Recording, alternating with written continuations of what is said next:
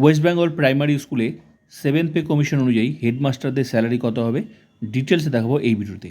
Gross salary কত হবে, কতটা পরিমাণ বেতন বাড়বে, 7 পে কমিশন ঘোষণা হয়েছে আজ হোক কাল হোক লাগু তো হবেই, তাহলে নতুন স্যালারি কত হবে সেটা দেখাবো। আর এই মুহূর্তে যারা হেডমাস্টার পোস্টে চাকরি পাবে প্রাইমারি স্কুলে জয়নিং স্যালারি কত, এখানে দুটো স্যালারি দেখাবো। একটা হচ্ছে 7 পে কমিশন অনুযায়ী একটা স্যালারি, আর একটা হচ্ছে নতুন যারা চাকরি পাবে এই প্রাইমারি স্কুলে হেডমাস্টার পোস্টে জয়নিং স্যালারি কত। তো চলো দেখে নেওয়া যাক, দুটো স্যালারি তোমরা দেখে নাও। প্রচুর বেতন বাড়বে 7 পে কমিশন যখন লাগু হবে। হ্যাঁ, ঘোষণা হয়েছে আজও কাল হোক, তো লাগু তো হবেই।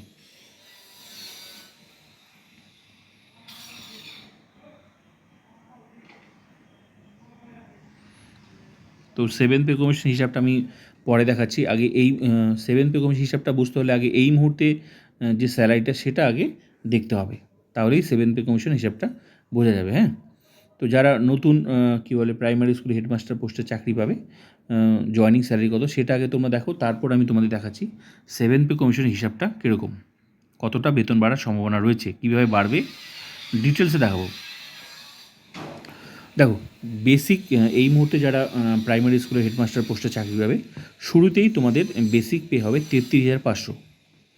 ডিএ 18% ছিল, 4% বেড়েছে, এখনও দেওয়া শুরু হয়নি, এই মাস থেকে দেওয়ার কথা রয়েছে, আশা করি তোমরা পাবে। তো টোটাল আমি 22% ডিএ হিসাব করছি, তাহলে ডি হচ্ছে ডিয়ারনেস অ্যালাউন্স, তো টোটাল 22%, তো বেসিকের 22% ডিএ করলে হচ্ছে 7,370 টাকা। ঠিক আছে, এইচআরএ হাউস রেন্ট অ্যালাউন্স এটা হচ্ছে 12%, বেসিকের 12% করলে টাকাটা হচ্ছে 4,020 টাকা। তো আর কি পাওয়া যাবে, মেডিকেল অ্যালাউন্স 500 টাকা পাওয়া যাবে। তো এগুলো সব কিছু মিলে যারা প্রাইমারি স্কুল হেডমাস্টার পোস্টে চাকরি পাবে তোমার সব কিছু মিলে যে তোমাদের গ্রস স্যালারিটা হচ্ছে সেটা হচ্ছে 45,390 টাকা। কিন্তু এই টাকাটা পুরোটা পাওয়া যাবে না, এখান থেকে কিছুটা টাকা পিট্যাক্স কেটে নেবে, সার্ভিস চার্জ। হ্যাঁ, তো কেটে নিয়ে এই যে গ্রস স্যালারি দিয়ে কেটে ডিডাকশন হয়ে যাবে পিট্যাক্স। তো 45,390 থেকে 200 টাকা মাইনাস করে বাকি টাকাটা অ্যাকাউন্টে আসবে 45,190। এটা হচ্ছে ইন হ্যান্ড স্যালারি, মানে এটা তুমি অ্যাকাউন্টে ঢুকবে, তোমার অ্যাকাউন্টে হাতে পাবে। তাহলে যারা নতুন চাকরি পাবে প্রাইমারি স্কুলে হেডমাস্টার পোস্টে তোমাদের ইন হ্যান্ড স্যালারি হচ্ছে 45,190 আর গ্রস স্যালারি হচ্ছে 45,390। ক্লিয়ার? এবার কিন্তু প্রাইমারি স্কুলে হেডমাস্টার আর হাই স্কুলে হেডমাস্টার একটু পার্থক্য আছে। এখানে হেডমাস্টার পোস্টে এখানে আলাদা করে রেমুনারেশন দেওয়া হয় 400 টাকা। ঠিক আছে, তো আর জিপিএফের যে ব্যাপারটা রয়েছে এখানে জিপিএফের ব্যাপারটা একটু অন্যরকম রয়েছে। জিপিএফ কাটার রুলস হচ্ছে চাকরির 1 বছর পর। তো যেহেতু প্রাইমারি স্কুলে হেডমাস্টার পোস্টটা যে আছে এখানে এটা তো এক্সপিরিয়েন্সের ভিত্তিতে প্রমোশনাল পোস্ট, তো এখানে তো সবাই অলরেডি চাকরি করছে, রানিং সরকারি চাকরি, সবাই প্রাইমারি টিচার, তারপর তো হেডমাস্টার হবে।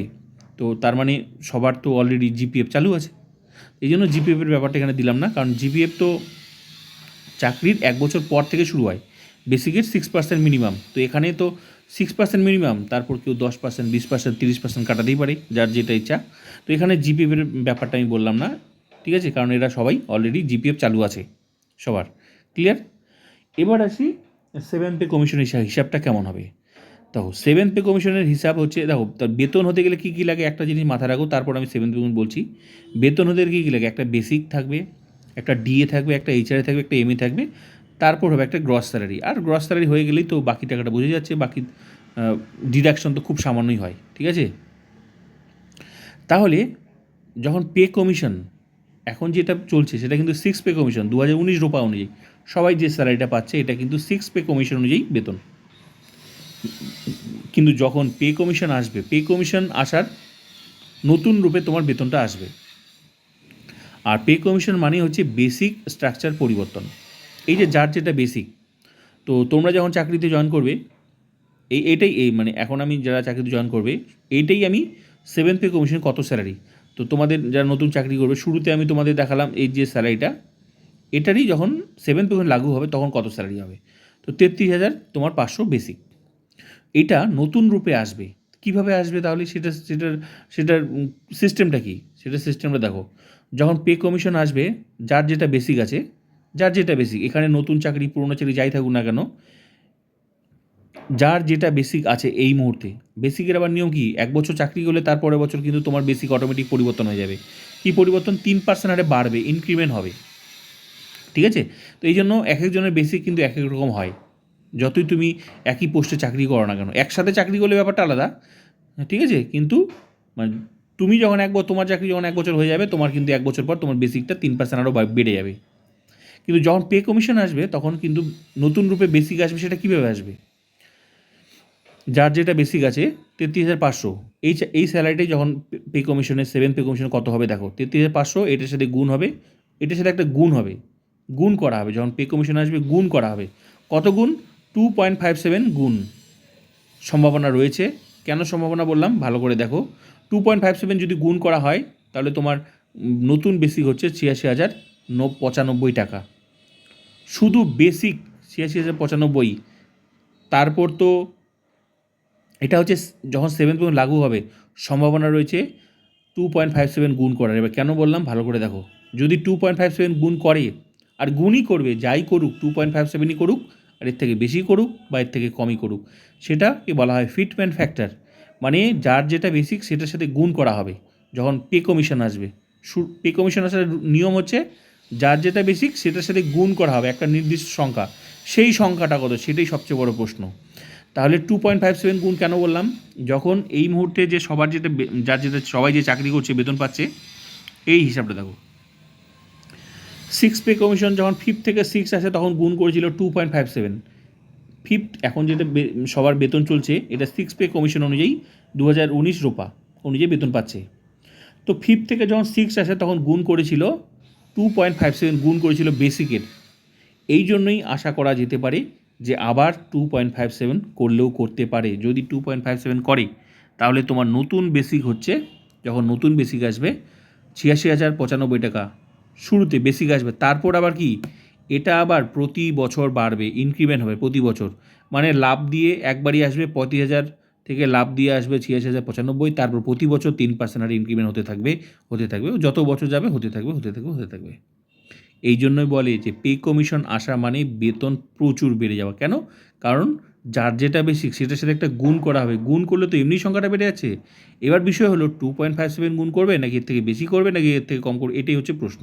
কারণ পুরোটা কিন্তু সরকারের উপর ডিপেন্ড করছে, পুরো স্যালারিটা সরকার কিন্তু এই স্ট্রাকচারটা সরকার বানাবে কতটা গুণ করবে।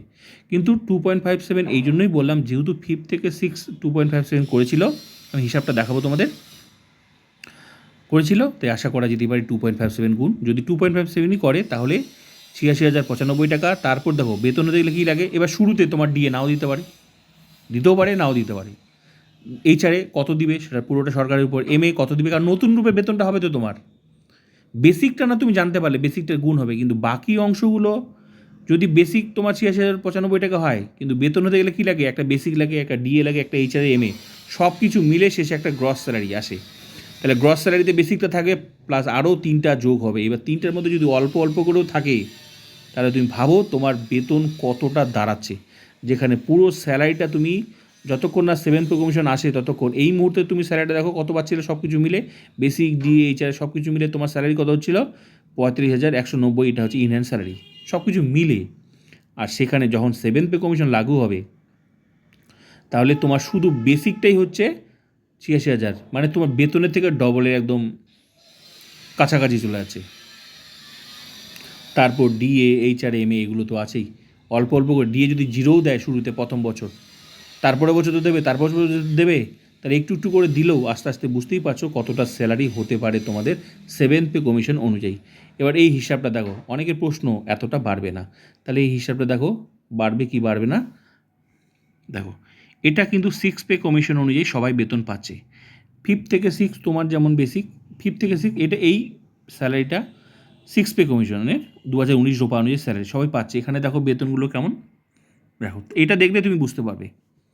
একজনের বেসিক ছিল 5 পে কমিশনের 47,400, যখন 6 পে কমিশন আসলো, মানে এখন যে সবাই বেতন পাচ্ছে, তোমার যে বেতন হচ্ছে, আর তুমি চাকরিতে শুরুতে তুমি তোমার বেসিক মনে করো যা তোমার স্যালারি হচ্ছে, তো এখানে দাও একজন 47,400 ছিল, ওর 1,28,900 শুধু বেসিক। তারপর দেখো এই মুহূর্তে আরেকজনের বেসিক কত, 1,25,200 বেসিক। এগুলো বেসিক, শুরুতে বেসিক, তোমার বেসিক কত আর এদের বেসিক কত। তাহলে এরা যদি 6 পে কমিশনে এত বেসিক হতে পারে, তুমি যা ডিএ পাচ্ছ এরাও কিন্তু তাই পাচ্ছে। এদের আগে কত ছিল? ফিফথ পে কমিশন কত ছিল? 47,400। একজনে ছিল 46,900। তাহলে কত বেড়েছে? এই যে 47,400 থেকে 1 লাখে বেড়েছে কত? 1,08,900। তো এই যে 47,400 এটার সাথে ফিফথ পে কমিশনে এদের এগুলো বেসিক ছিল, কত গুণ করেছিল? 2.57 গুণ করে বাকিটা রাউন্ড ফিগার ধরে এই সংখ্যাগুলো ছিল। তাহলে 1 লাখে 47,400 থেকে 1,28,900 বেসিক। তারপর তো ডিএইচ আর এমএ তো আছেই, এরা কিন্তু রানিং চাকরি করছে, বেতন পাচ্ছে। আর প্রতি বছর তারপর আবার ইনক্রিমেন্ট হচ্ছে, যে প্রতি বছর 1 লাখে এসেছে এটা 6 পে কমিশন হিসাব, এখন যে সবাই বেতনগুলো পাচ্ছে। তারপর দেখো প্রতি বছর ইনক্রিমেন্ট হচ্ছে 3% হারে। তো এরকমই কম বেশি তোমরা 7th পে কমিশনে দেখতে পাবে, এরকমই একটা স্ট্রাকচার। এই মুহূর্তে যার যেটা বেসিক সেটা এখানে থাকবে, ওল্ড এন্ট্রিতে থাকবে, আর নিউ আসবে এগুলোতে ঘরে। তারপর আবার প্রতি বছর ইনক্রিমেন্ট হতে থাকবে এরকমই। তো বিষয়টা আশা করি বুঝাতে পারলাম। আর এখানে 2.57 দেখে নাও, এটা কিন্তু 6 পে কমিশনে যে সবার যে বেসিকগুলো দেখছো এগুলো হচ্ছে 2.57 গুণ করেছিল 5 থেকে 6-এ। তো আশা করা যেতেই পারে তোমার বেসিক যদি 2.57 করে এই 86,095 টাকা, যদি 2.57 করে। এখন প্রশ্ন হলো 2.57 করবে, এর থেকে বেশি করবে নাকি এর থেকে কম করবে? যাই করুক, বেতন যে বাড়ছে আশা করি তোমরা সেটা বুঝতে পারছো প্রচুর। ঠিক আছে? তো ভিডিওটা ভালো লাগলে লাইক, কমেন্ট, সাবস্ক্রাইব অ্যান্ড